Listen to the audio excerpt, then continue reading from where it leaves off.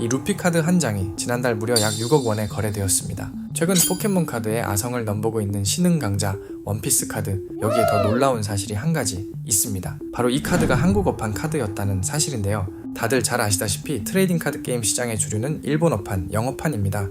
그런데 왜 글로벌 경매에서 그것도 한국어판 원피스 카드 한 장에 이토록 치열한 경쟁이 붙었을까요? 이건 단순히 최근 원피스 카드 가격이 올랐다는 한 줄의 이야기로 정리하기 어렵습니다. 오늘 탑로더에서는 이 한국어판 루피 카드가 왜 글로벌 시장의 선택을 받았는지, 그리고 그 뒤에 있는 원피스 카드만의 가치 구조를 살펴보겠습니다.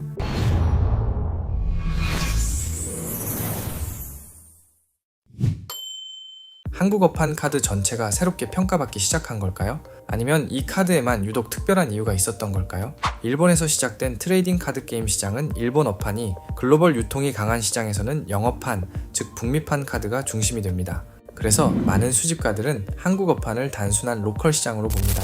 즉 같은 카드라면 가격이 더 낮게 형성되는 경우가 대부분이죠. 그런데 이번 기록은 달랐습니다. 원피스 공개 경매 최고가 사례 중 하나가 바로 한국어판 루피 카드에서 나왔습니다. 이번 기록은 수집형 카드의 가치를 결정하는 기준이 단순히 언어만은 아니라는 점을 보여줍니다. 어쩌면 원피스 카드 시장은 우리가 익숙하게 알고 있는 포켓몬 카드 시장의 기준만으로는 해석하기 어려울지도 모릅니다. 자, 그렇다면 이 한국어판 루피 카드에 어떻게 6억 원이라는 가격이 만들어졌을까요? 다음 챕터에서 하나씩 살펴보겠습니다. 겉으로 보면 익숙한 루피 리더 카드 디자인입니다. 하지만 이 카드는 일반 부스터팩에서 나오는 카드가 아닙니다. 원피스 카드 공식 대회에서 지급되는 탑프라이즈, 즉 우승 트로피 카드입니다. 여기에 전세계 단 77장이라는 한정 수량이 붙습니다. 이게 바로 원피스 카드에서 이야기하는 시리얼 넘버죠. 그리고 이 카드는 그 중에서도 가장 상징적인 번호, 바로 1번이었습니다. 또한 카드뿐 아니라 우승자에게 함께 제공된 위너 디스플레이 박스까지 풀세트로 보존된 상태였습니다. 정리하면 이 카드에는 4가지 중요한 가치가 겹쳐 있습니다. 첫째, 원피스 카드 게임 초창기의 공식 대회 우승 보상이라는 확실한 출처. 둘째, 대표 캐릭터 루피와 전세계 오직 77장이라는 제한된 수량. 셋째, 그 중에서도 001 시리얼 번호, 즉 처음이라는 대표 상징성. 넷째, 우승 기록과 구성품이 함께 남아있는 풀세트 완성도.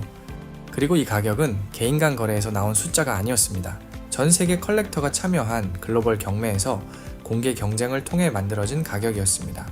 이처럼 희소성, 출처, 보존 상태, 그리고 시장의 신뢰가 함께 쌓이면 카드는 단순한 게임 구성품을 넘어 독자적인 가치를 지닌 수집품으로 자리 잡게 됩니다. 한편 일반 유저 입장에서는 이런 생각이 들 수 있습니다. 팩을 아무리 산다 한들 저런 대회 카드는 얻을 수 없는데 그렇다면 불공평한 구조 아닐까? 충분히 할 수 있는 질문이지만 일본 반다이가 이 구조를 채택한 데에는 생태계 차원의 중요한 이유가 있습니다. 결론부터 말씀드리면 이런 대회가 없으면 카드게임 시장의 수명은 급격히 짧아집니다. 원피스, 유희왕, 매직 더 게더링 모두 매 시즌 새 부스터팩이 나오고 플레이어는 새 카드를 연구하고 덱을 바꾸며 대회에 참가합니다. 이런 흐름이 지속적으로 이어져야 오프라인 매장도 살아남고 플레이어도 게임을 오랫동안 즐길 수 있습니다. 그런데 만약 높은 가치를 지닌 카드가 일반 부스터팩에서 너무 쉽게 나온다면 어떨까요? 자금력이 큰 사람들이 부스터팩을 대량으로 사들이고 카드를 즐기고 싶은 일반 대중이나 학생은 카드 구경조차 못하게 됩니다. 즉 카드 게임의 생태계가 파괴되어 버리는 거죠. 그래서 대회 보상 카드는 이 생태계의 가장 위에 놓인 목표입니다. 시간을 투자해 연습하고 수많은 경쟁자를 이긴 사람에게 명예와 보상이 주어지는 구조죠. 그리고 이런 카드가 높은 가격에 거래될수록 그 자체로 화제성을 낳게 되고 이 관심은 새로운 플레이어와 수집가의 유입으로 이어질 수 있습니다. 결국 핵심은 건강한 카드 게임 시장의 균형입니다. 대회에는 분명한 명예와 보상을, 일반 유저에게는 게임과 수집을 계속 즐길 수 있는 기회를 제공하는 구조이죠. 그래서 원피스 카드는 이러한 대회 보상만이 아니라 일반 부스터팩 안에서도 수집 목표와 희소성을 함께 설계하고 있습니다. 일본 반다이는 영리하게도 일반 부스터팩에서 뽑을 수 있는 슈퍼 패러렐, 일명 망가 레어 카드를 넣어뒀습니다. 이 카드에는 원피스의 원작자 오다 H로의 만화책 원화 디자인이 카드 뒷배경에 삽입되어 있습니다. 이러한 레어 카드들은 대회 입상 상품이 아님에도 수요가 높아 적게는 수십만 원에서 비싸게는 수백만 원 이상의 가치를 가집니다. 등장 확률은 극악이지만 일반 유저에게도 충분히 짜릿한 뽑기 기회를 제공하는 셈이죠. 또한 실제 원피스 카드 대회에서 입상하지 않아도 게임에 참여하는 것만으로 대회 및 이벤트 카드를 획득할 길이 있습니다. 실제로 2024년 아시아 지역 캠페인에서는 공식 이벤트 또는 대회에 3번 이상 참가한 유저를 대상으로 시리얼 루피 카드를 추첨 지급한 사례도 있었습니다. 꾸준히 게임을 즐기는 일반 유저에게도 희소한 보상에 도전할 기회를 열어주는 것이죠. 이처럼 원피스 카드는 포켓몬의 프로모션 구조와 비슷하게 일반 유저에게는 참여의 동기를, 하이엔드 수집가들에게는 상징적인 카드를 제공하며 두 수요를 하나의 생태계 안에서 함께 만들어가고 있습니다. 포켓몬 다음은 원피스일까요? 원피스 카드 이야기가 나오면 늘 따라오는 질문입니다. 하지만 저는 이 질문을 조금 다르게 봐야 한다고 생각합니다. 핵심은 원피스 카드 시장이 포켓몬 카드 시장을 대체하느냐가 아닙니다. 원피스 카드가 포켓몬 카드와는 다른 방식으로 자기만의 고부가 가치 수집 시장을 만들 수 있느냐에 더 가깝습니다. 포켓몬은 오랜 시간 동안 세대별 팬덤과 다양한 카드, 글로벌 유통망과 방대한 경매 기록을 쌓아왔습니다. 쉽게 말해 시간 자체가 포켓몬 카드의 가장 큰 자산이 되었다는 거죠. 반면 원피스는 조금 다른 길을 가고 있습니다. 지금도 이어지는 만화 원작과 팬덤, 카드 게임 실력과 참여를 보상하는 대회 구조, 극소량의 시리얼 한정 카드, 그리고 일반 유저도 도전할 수 있는 슈퍼 패러렐 레어 카드들. 이처럼 원피스는 대중적인 수집 재미와 최상위 희소성 상징을 동시에 설계하고 있습니다. 이번 한국어판 루피 카드의 6억 권대 기록도 원피스가 포켓몬과 같은 시장이 됐다는 선언이 아닙니다. 다만 분명한 것은 원피스 카드 안에서도 글로벌 하이엔드 수집가들이 반응할 만한 상징적인 카드와 거래 기록이 하나씩 만들어지고 있다는 점입니다. 그 과정이 쌓일수록 원피스 카드는 단순한 신흥카드 게임 시장을 넘어 자기만의 컬렉터 시장을 만들어갈 가능성이 높습니다. 다음 어떤 원피스 카드가 오를까? 급하게 매물부터 찾는 생각은 잠시 미뤄두세요. 탑로더가 추천하는 좋은 카드를 고르는 5가지 기준을 알려드립니다. 첫 번째는 카드의 탄생 경로입니다.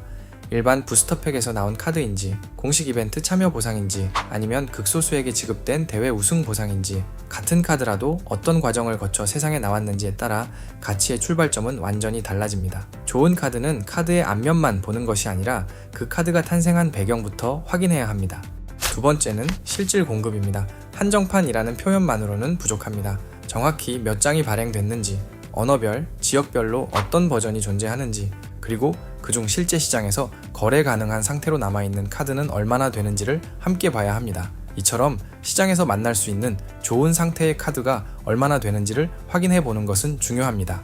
세 번째는 개체의 완성도입니다. 하이엔드 카드에서는 등급만으로 충분하지 않을 수 있습니다.